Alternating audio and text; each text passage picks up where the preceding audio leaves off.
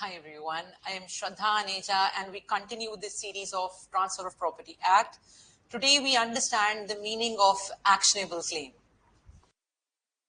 Okay everybody, so what is an actionable claim? As we know, section 3 of TPA deals with various definitions, and one definition that we are going to see today is actionable claim. हम कैसे समझते हैं actionable claim को? I think any claim जिसके against court में जाके action लिया जा सके वो एक्शनेबल क्लेम है.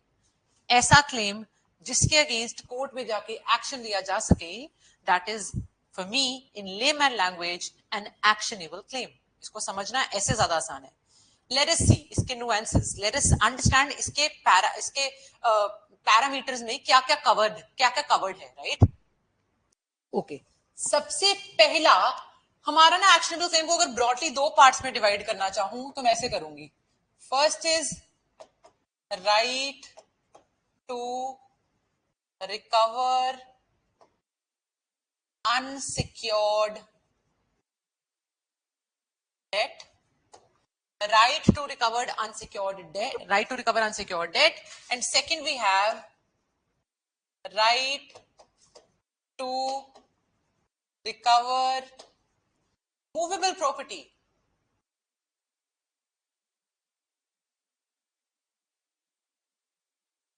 Right to recover movable property, ठीक है, जो आपके पास होनी चाहिए थी बट है नहीं, विच is not in your possession,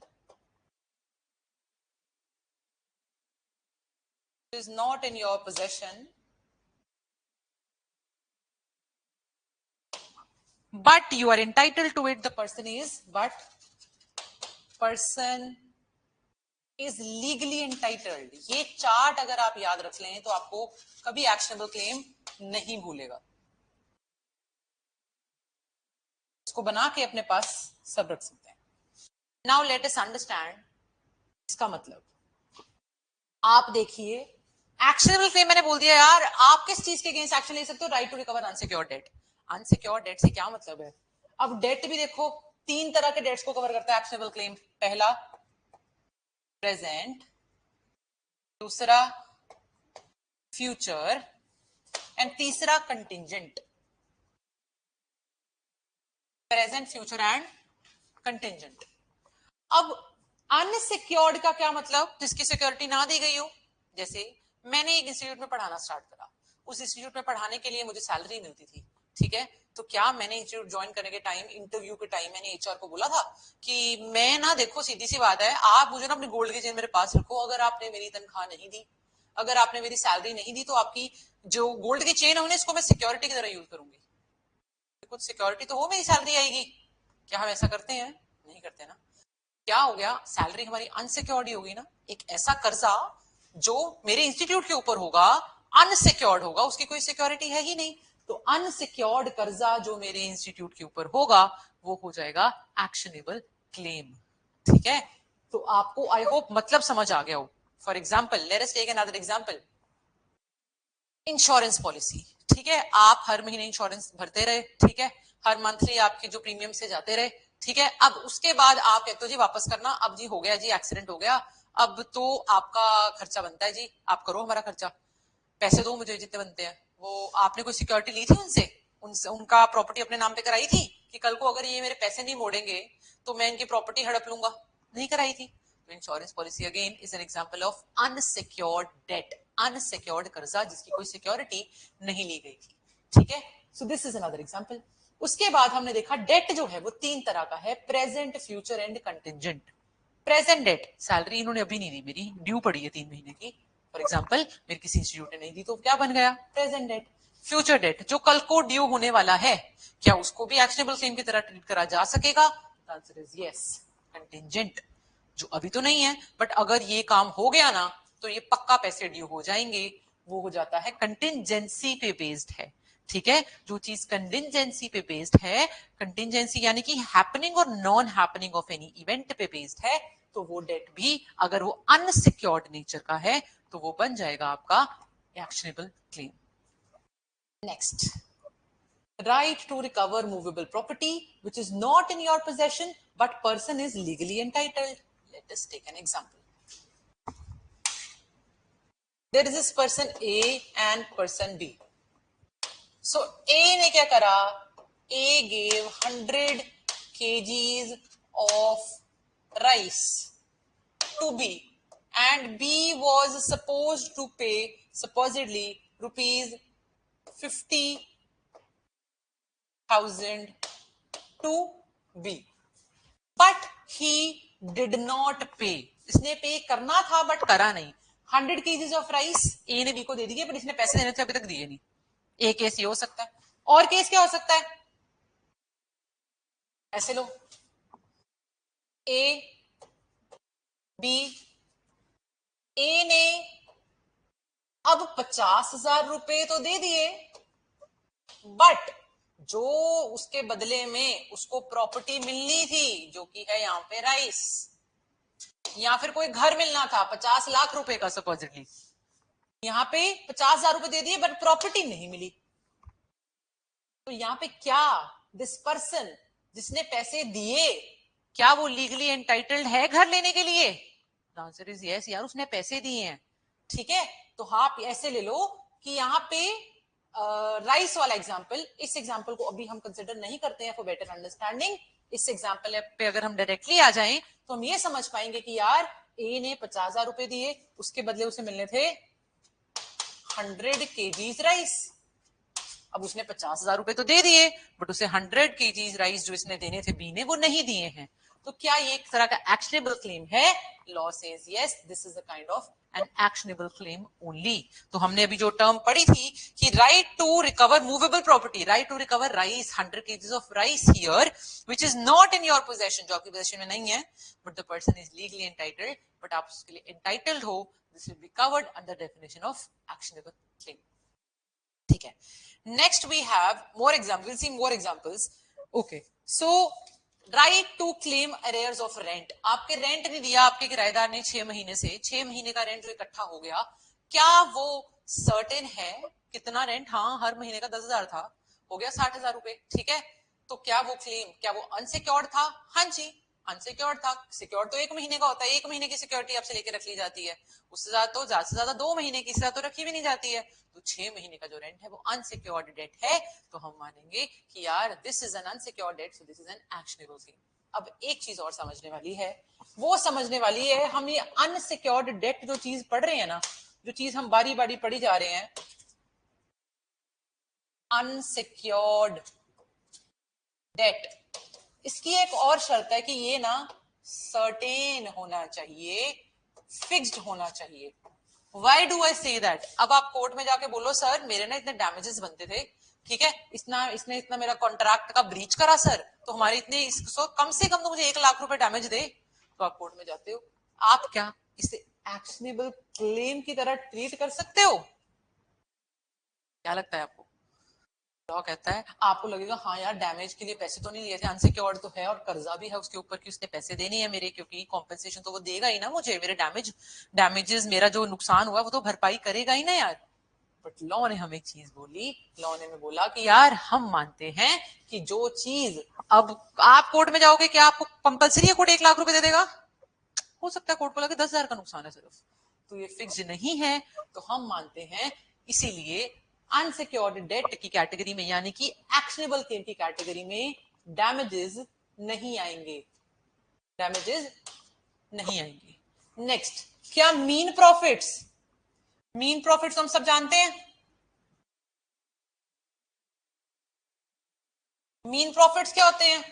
ऐसे प्रॉफिट्स जो अनलॉफुल पोजेशन ऑफ प्रॉपर्टी में बंदा था उसने कमा लिए, जो उसके नहीं होने चाहिए थे, जब यहां कमा सकता था या कमा लिए. जैसे कि मैंने आपकी प्रॉपर्टी हड़प ली थी आपकी, बट उसके ऊपर से रेंट भी आ रहा था, मैं कमाती गई, ऐसे के प्रॉफिट्स होते हैं, वो मीन प्रॉफिट्स कहलाते हैं एज पर सीपीसी. तो हम मानते हैं कि यार ये वाले प्रॉफिट्स आप कोर्ट में जाके मांगोगे, सर इतना इसने पैसा कमा लिया है, इतनी मेरी खेती होती थी, इतना पैसा ये कमा सकता था इसके ऊपर से सर, क्योंकि मैं जब तक मेरे पास ये जमीन में कमाता था सर, एक तो इसने हड़प ली तो मेरी जमीन तो गई सर, मेरे ऊपर वाले जितने पैसे मैंने कमाने थे वो भी गए. तो क्या कोर्ट आपको इतनी जरूरी है देगा? नहीं जरूरी. तो हम मानेंगे मीन प्रॉफिट्स भी एक्शनेबल क्लेम की कैटेगरी में नहीं आते हैं, ना डैमेजेस आते हैं, ना मीन प्रॉफिट्स आते हैं. अब एक सवाल बड़ा फेमस हर जगह पिक्चर में आता है, वो ये है कि क्या actionable claim is actionable claim a movable property? Is actionable claim movable property? अगर मूवेबल प्रॉपर्टी है तो आपने इसे टीपीए में क्यों लिखा है? ठीक है, तो हम इस चीज को समझते हैं। When we refer to 2 clause 7 of sale of goods act, SOGA का 2 क्लॉज 7 डिफाइन करता है गुड्स को, और वो पता है क्या बोलता है? ऑल गुड्स, ऑल, वो कहता है गुड्स क्या होते हैं? All movable property, all movable property except actionable claim, except actionable claim. तो मतलब सब मूवेबल नहीं, सॉरी, सब movable property except actionable claim goods है। और भी चीजें हैं यहाँ पे बट हमारे लिए सिर्फ इतना रेलिवेंट है। और मूवेबल प्रॉपर्टी सारी गुड्स है एक्सेप्ट एक्शनेबल क्लेम। एक्सेप्शन बनाई गई है तो मतलब है तो ये मूवेबल ही, वरना हम कब बोलते हैं? हम तब बोलते हैं ना यार कि ऑल फ्रूट्स एक्सेप्ट मैंगो, मतलब मैंगो है तो फ्रूट ही, तभी बोलते हैं एक्सेप्शन, तभी बनाते हैं किसी चीज की। अब मैं ये बोल दूं ऑल फ्रूट्स एक्सेप्ट बना एक्सेप्ट बैंगन एक्सेप्ट ब्रिंजल, आप कहोगे मैम क्या हरकत है ये, है ना? ये तो कोई सेंस ही नहीं बनी बात की। तो similarly all movable except actionable claim, तो एक्शनेबल क्लेम है तो मूवेबल ही, बट इसको स्पेशल ट्रीटमेंट दिया गया है ट्रांसफर प्रॉपर्टी एक्ट के सेक्शन नंबर 3 में डाल के, अलग डेफिनेशन एंड अलग ट्रीटमेंट दिया गया है। ओके, अब बात आ गई एक बहुत इंपॉर्टेंट क्वेश्चन, हर बार एग्जाम्स में आता है, is lottery ticket an actionable claim? Is lottery ticket an actionable claim? ठीक है, अब बात आई, हमारे पास इसमें दो लैंडमार्क जजमेंट है सेल ऑफ लॉटरी टिकट के ऊपर, जो दोनों जजमेंट्स आपको बाय हार्ट याद करनी ही पड़ती हैं। First we have H Anraj versus state of Tamil Nadu, H Anraj versus state of Tamil Nadu, this is 1986।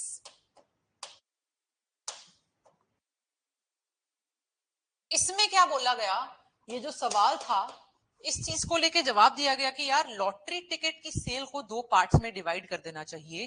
First part, जब आप टिकट खरीदते हो तो आप एक गुड की तरह उसे खरीद रहे हो और उसको सेल ऑफ गुड्स एक्ट में ही ट्रीट करना चाहिए। आपने जितने के पैसे दिए उतनी आपको टिकट मिल गई, खत्म, this is sale under sale of goods act. लेकिन उसके बाद जब आप जीत गए और आपको जिसने लॉटरी से जिससे आप जीते हो वो आपको पैसे नहीं दे रहा, तो अनसिक्योर्ड डेट हो गया, तब उसका ट्रीटमेंट बदल के एक्शनेबल क्लेम की तरह कर दिया जाना चाहिए। तो इस चीज पे बहुत सारा प्रॉब्लम हुआ। प्रॉब्लम क्या हुआ कि यार आप एक चीज की दो पार्ट्स में बाइफर्केशन कैसे कर सकते हो? एक पहले पार्ट में सेल बोल रहे हो, दूसरे पार्ट में एक्शनेबल क्लेम बोल रहे हो। तो इसको ओवरराइड करने के लिए, इस कंफ्यूजन को रिजॉल्व करने के लिए हमारे पास लैंडमार्क जजमेंट आया 2006 में, sunrise associates, sunrise associates versus government of NCT of Delhi.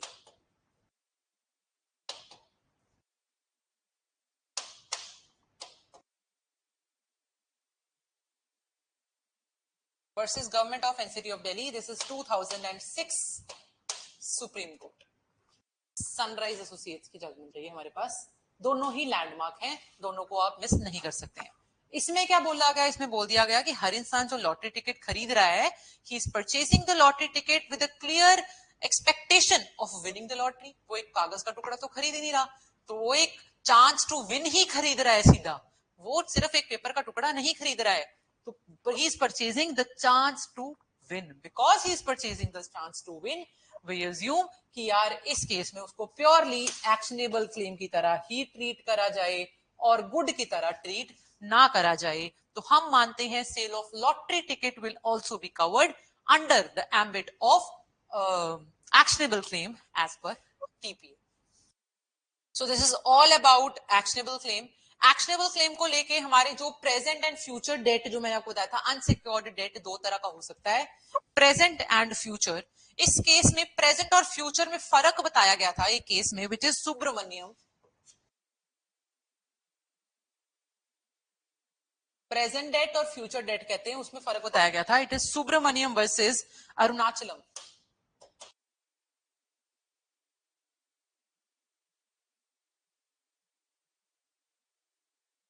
and this is the year AIR 1902.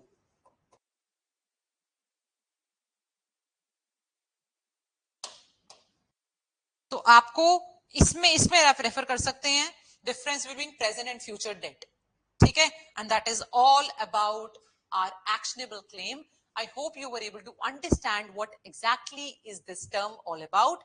You can ask your doubts in the comment section or contact on the number given below in case you seek help with regards to any topic.